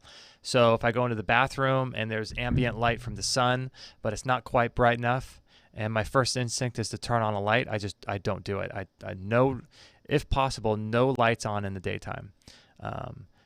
But even so if there's no lights on at all, and I'm working on a computer, I'll still wear the yellow. But if I were just indoors with no lights on, I probably wouldn't wear any glasses at all if it were the daytime. But since there are random lights on in the daytime, or I'm working on a computer, the daytime is when I wear the yellow glasses so I don't fall asleep. As the night progresses, I'll go to those UVEX glasses, and that blocks up to 500 nanometers of blue. And then I'll wear darker orange glasses, and all the glasses that I wear are from Blue Blocks. So actually, that's not true. There's one pair that I wear every night for a certain reason. But as the night progresses, I wear the orange glasses, and then the darker orange glasses. And then finally, a couple hours before bed, I have a pair that I wear from True Dark that are the red glasses, and that blocks out all green, all blue, 100% of everything. And those are the glasses that I wear a couple hours before bed. So the progression is yellow to light orange to dark orange to red. That's what I do. And so, ideally I wouldn't have to wear any of them because I just go to bed when the sun sets if I were smart. So that's part of what I should be doing. There's nothing that feels better than sunlight on your junk. That's funny. It is true, though. It is true. Amir, consider doing what Nathan was talking about. So this is kind of a weird, sensitive subject, but I'm going to say it anyway. So when he was talking about making melatonin locally, I thought that was really interesting. And for some reason, human beings are taught through culture and society to feel ashamed about their body, right? We're just taught that. We're wearing clothes, we're covering up. If someone pulls our pants down, we're embarrassed. I don't know why. It's weird. But your comment about nothing feels better than sunlight on your junk reminded me of this. And so this gets to women and their vaginas and men with their prostates, right? So what would be one of the most beneficial things? This is something that I do, and it sounds weird and it sounds crazy, but I will get sun on my prostate. And you have to get into very, very funny positions to do that. But it's either do this or the number one cancer in men is prostate. So would you rather, put your butt up in the air and get sun on your prostate every day, or get a diagnosis of some extra cells that you have there? You know what I mean? It's getting to the point where it's getting down to that. So we live such an unnatural life that in order to truly be optimized and to get sunlight into these other areas of the body, we have to get creative with how we do it. And that sounds kind of crazy, right? It sounds totally crazy. So what are some other ways to get sun into your body that you may not have thought about? One way is to use a thing called the human charger, and that allows you to get sun into your ears, which is interesting, right? So they're like little iPod earbuds, and you can put sun in your ears. It gets down in your body that way. So interesting. Let's see. Brain on Fat says, Nathan, what do you know about vitamin D making from UVA? We all know UVB makes vitamin D, but Jack said it could be possible to make vitamin D from UVB. Wow. That's an interesting question. I don't know the answer to that one. Light equals life. That's true. Talk about those alternative light bulbs. Yeah, well, again, it's a spectrum, right? So the best is to do candles and fires, open fires and candles. That's number one. That's the best. If you're going to use light bulbs, the incandescents are good. I use, I'm going to be getting here pretty soon a red light bulb from our refrigerator because, anytime I open the fridge, I have these orange glasses all over the house. So what I do is, imagine getting up at 3 a.m. and getting some water out of the fridge, and you open up the fridge and it's just full spectrum blue light coming at you. So that will just completely screw your circadian rhythm up just by looking in the fridge at 2 o'clock in the morning. If it's midday in the summer and I don't have my glasses on and I'm lazy, I might just not put my glasses on when I open the fridge. But the solution to that is to get a red incandescent bulb or a red bulb for your fridge. That's the solution to that. So think about all the different ways. Also think about this too, which is really interesting. If you go through our True Dark affiliate link in our store, they sell these little dots that you can get. They're little stickers that you can put over different electronic devices in your home. And so, like if you have an air conditioner on and it has a big blue light on it or green light or something, you can put these stickers over your devices, so that you're not getting sunlight or not sunlight, but you're not getting fake light that way. So something to consider, right? That's the company called True Dark sells those stickers. Susan says, some people believe we get cataracts if we don't wear sunglasses. We don't wear sunglasses. Please address this. Thank you both for this today. Susan. Yeah, so that's completely false. We don't get cataracts because we don't wear sunglasses. People were getting cataracts before sunglasses were invented, and it's not the sun. Again, it's like what I was saying before. Office workers will expose their skin to blue light all day long, and then they'll go burn on the weekends, and then they get skin cancer, and then they blame it on the sun. This is the same thing that's going on here. Look into the work of Dr. Jack Kruse. Susan, I'd recommend. We've done a couple shows with him. You can go through our archives and you can start understanding light, the nervous system, your brain, hormones, and most specifically your eyes. So this is what's really important about all of this stuff, is to understand how light affects our eyes and our nervous system. We were never meant to have to wear glasses. This is a new phenomenon on the earth. And the reason why is because we're exposed to fake light. Our eyes shouldn't be degenerating in the way that they are. So candles are better than bulbs. That's true. What about the new Tesla lights? Are they safe as good? I don't have any experience with the Tesla lights. Don't know much about those. Iris are eliminating the flickers. Yeah, so I've heard that the Iris software that's available in our store does eliminate the flicker effect, but I don't know for sure. I think that's what he says. I believe him. He sounds like a good guy. If they sell them at Costco, I probably wouldn't get them, Odette, if you're talking about the lights. I don't know. There's something about Costco I just don't trust. I don't know. Maybe they have some good stuff. I know they have a lot of organic stuff, but talk about circadian mismatches too. And I was talking about this earlier. Dr. Kruse always says, if you were to get a brand new tree and put a tarp over it, what would happen? Of course, it would die, right? So the same goes true with our internal environment, our gut health. So creating circadian mismatches is the idea that there are two different signals being sent to our bodies at the same time. And so if you wear sunglasses, right, you're telling your eyes it's nighttime. But your skin and the photoreceptors that are in your skin and the melanopsin that's in your skin is being exposed to full spectrum sunlight in the middle of summer. But your eyes are saying something different. And it's your eye clock that runs all the other clocks in your body, right? So that's the idea of creating mismatches in your body. And so one of the things, too, that people talk about, and it makes so much sense, is if light is if food is a repository of light, it's just basically a storage container for light, right? Because of photosynthesis and the sunshine affecting food, right? So if that's the case, then what does it do to our gut? When our gut and our mitochondria know exactly where we are on the earth and what season it is and what time of day it is and what month it is, and it keeps track of all of that, right?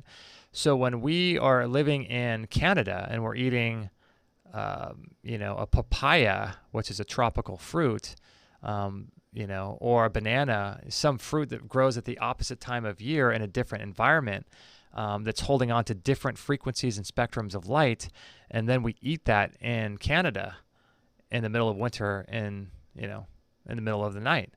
Like, what happens to our gut? And I believe that this is why people are having food sensitivities. People are having issues, is because we're creating these circadian mismatches all the time in our lives and how we live our lives, and they may not seem like much, like I can hear the naysayers saying, well, it's not that big a deal, it's blah blah blah. It's not. It's really not. But what David Wolf talks a lot about this, and he says that, to stack the odds of healing in your favor. And so the same goes true with stacking the odds of disease in your favor as well. So it's not like, oh, if I forget. There's one time I think I did a show a couple weeks ago where I actually forgot my glasses. So I had to do the whole show without my glasses on. I tell you what, I felt naked and I felt exposed and I felt really a disharmonious frequency doing the show with no glasses on. But stacking the healing in your favor is also the same as stacking the disease in your favor. So it's not like doing one thing any one time. If having a banana in the winter in Canada is not going to kill you, and they're right about that. But it's the It's the amalgamation of the totality of how we're living our lives that is the real issue here.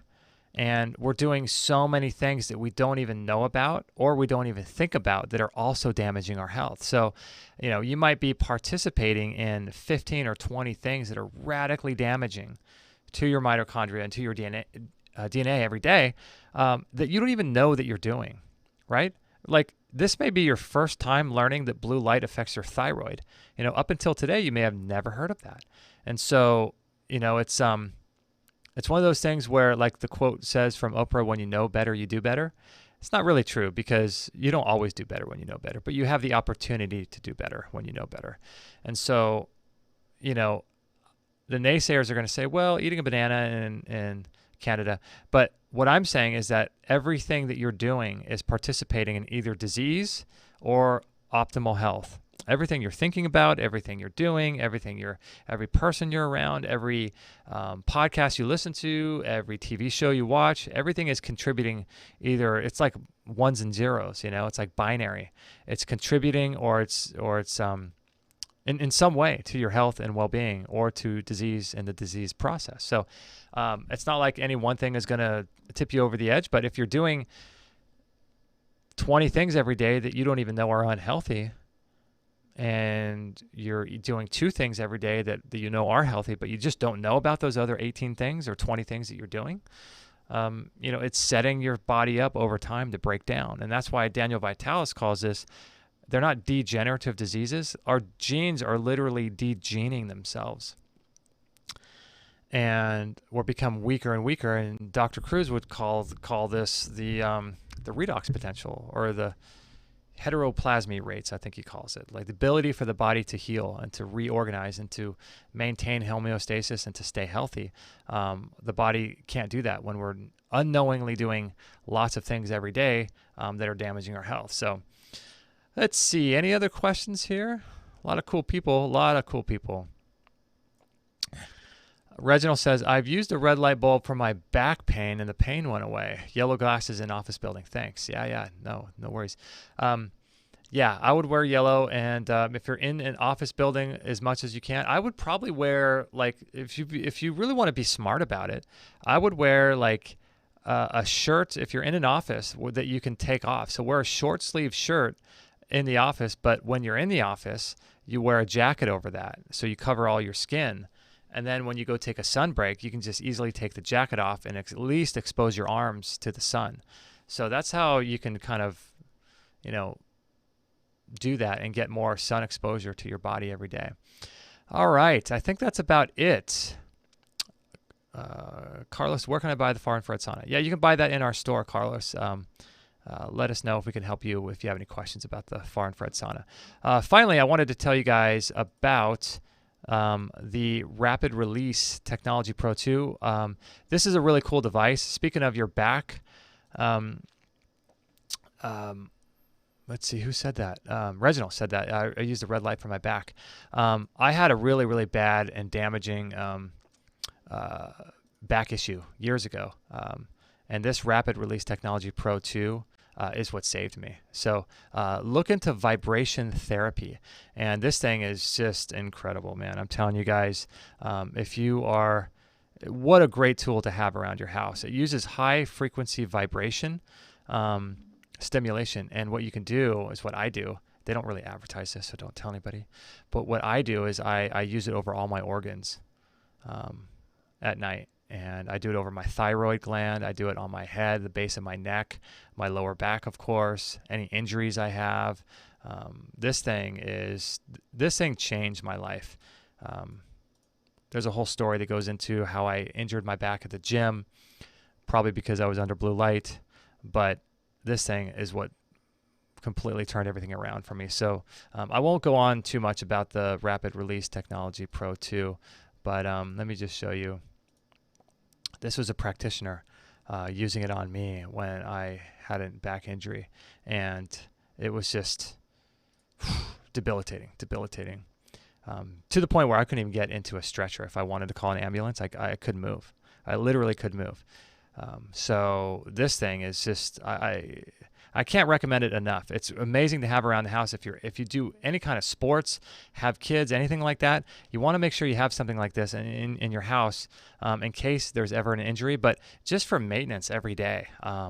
It's been incredible for me. I use it to activate my lymphatic system, so I'll go over my my neck and all the lymph nodes there. I'll do it when I'll do it underneath my armpits and my groin, and then I'll jump on the rebounder and really flush that lymphatic system fluid out, and then I'll get in the sauna to excrete all of those chemicals that are stored in the lymphatic system. So there's a lot of really interesting ways to use this machine that they're not really able to talk about, and they're not advertised for that. They're more for like soft tissue injuries and stuff like that, but there's a lot of unique ways that you can use something like this. So let me see here. Let me show you Nathan's website, Journey to Optimal Health. Make sure to check his website out. It's really cool, and you can probably work with him as well. I'm sure you can. Finally, I wanted to tell you guys about the Extreme Health Academy.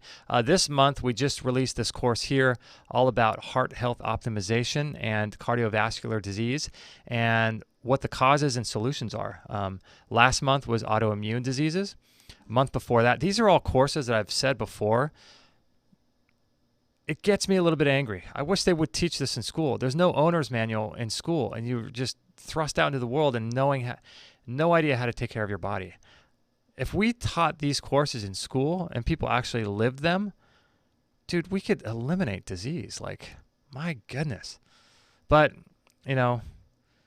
I guess that's why we have to create courses like this. So prevent and heal cancer naturally. These are some pretty eye-opening ideas and courses inside this community. There's over 1,000 people inside here. There's a forum, and there's people helping each other. We do live calls every week, healing your digestion, balancing your hormones, the invincible immune system course, the nervous system course, the 3 stressors course. We're going to be releasing another course here pretty soon about sleep. Yesterday, we just did 2 hours of answering all of your health questions, which was pretty remarkable. We all bring different things to the table. What I'm trying to do inside the Extreme Health Academy is bring as much to the table as possibly can. Everything from light to spirituality to personal development to chiropractic to different things like different therapies one could engage in, like UBI, which is ultraviolet blood irradiation therapy. I mean, there's so many different things that we could be doing. And fortunately, doing shows like this, I'm exposed to so much information and healing modalities that maybe people have never heard of, like combo. There's all kinds of things out there, bee venom therapy. And so I try to be as well-rounded as I possibly can. I'm going to be adding a lot more content to the member site as well. Trying to round out everything because there's so many different focuses of health. And I think that for a truly holistic approach, rounding out as much as possible. And we're also going to be working with other practitioners as well. Right now, all of our courses are taught by Dr. John Bergman. He's the resident doctor on staff, but we're going to be also reaching out to other people doing Q&A calls and courses with them. So this thing is just, I don't know anybody else who's doing something like this online, to be honest, and to this level that we're doing it, and bringing a community around all of this stuff has just been tremendous. So let me give you a coupon code if you guys want to join and check it out. And let me give that to you here in the chat room so that you can get 2 weeks free trial if you want. Use code EHR14, and that will give you a 2-week trial to the Extreme Health Academy. And you can make friends, join the community, consume all of the content. We're doing live calls every week, answering all of your health questions from bunch of different perspectives, bringing everything we can to the table to give you as many tools as possible to round out and to answer the questions that you need. And so that's what we're doing inside the Extreme Health Academy. Okay, finally, my friends, this Wednesday, we're going to be talking with Aaron and Geneva Bigelow, and we'll be talking about pulsed electromagnetic field therapy. We just did a show with Dr. William Pollack all about this, but they're combining it with Rife technology. Now, I have a Rife machine that we are working on putting in our store that I've been using for the past year or so, probably 2 years now. since we had Dr. Connors on our show. So when you combine pulsed electromagnetic fields with rife frequencies, some interesting things start to happen. And so they're the developer of this device called the AMP coil. And so we'll talk to them about that and what it's all about. This Friday we have Jason Prawl. He's going to be in studio. We'll talk about longevity, health tips, and it's cool. It'll be a great show. And then, like I said before, Morley Robbins will be talking about iron toxicity, ferritin levels, the root cause of disease, and how to stop it. So that's going to be interesting. Next Wednesday, we're going to be talking with Robert Carrillo from cancertutor.com. And so that's kind of what we do here at Extreme Health Radio. Try to bring all of the people to you and allow you guys to really sort of sort through all this stuff and see if any of it resonates. Some of it might resonate, some of it might not. But the idea is to get all of the truth out there so that we can, have options, to heal. So let me make sure that there's no other questions. And make sure to subscribe to our show, guys, too. If you're watching on YouTube or if you're watching on Facebook, Extreme Health Academy, or if you're listening on a podcast, make sure to subscribe and also tag a friend, too. If you know of any friends that might be interested in this, make sure to tag them and leave a comment. And also, if you have a Facebook page or if you have a group of some kind, make sure to share this with your audience, too. And make sure to like and subscribe. And if you're listening on iTunes or any other podcast area like that, like Stitcher, if you could leave us a review, that would be great. And leave us a review and a rating, and that will help our podcast become more well known, and that way we can offer these ideas to people. So if you guys want to check out the actual show page for this page, it is extremehealthradio.com/617, and you can get access to the show notes, the sponsors, the Extreme Health Academy, the Relax Far Infrared Sauna, the Blue Block sunglasses, the Magnetico sleep pad, and the rapid release technology, as well as links to Nathan's website. All of that will be available at extremehealthradio.com/617. All right, guys, thank you so much. We love you very, very much. Let me bring up our little legal disclaimer here, because we can't make any claims, right? We can't make any claims. We appreciate you guys. Thanks for sharing our shows, passing the word on. We really appreciate it. You guys are amazing. Can't wait to talk with you on Wednesday at 10:45 a.m. Pacific time. Make sure to subscribe. Probably the best way to do is to subscribe to our newsletter, extremehealthradio.com/subscribe, and you can get updates on when we're going live, our past shows, upcoming shows, sales of products that we promote, and all that kind of stuff is available. We send out a newsletter twice a week on Mondays and Thursdays. So subscribe to that, and you'll get access to everything we're doing, so that if there's ever a show that really interests you, you can make sure not to miss it. All right, guys, we love you so much. We will talk to you on Wednesday at 10:45. Love you, and I'll see you then. Bye-bye.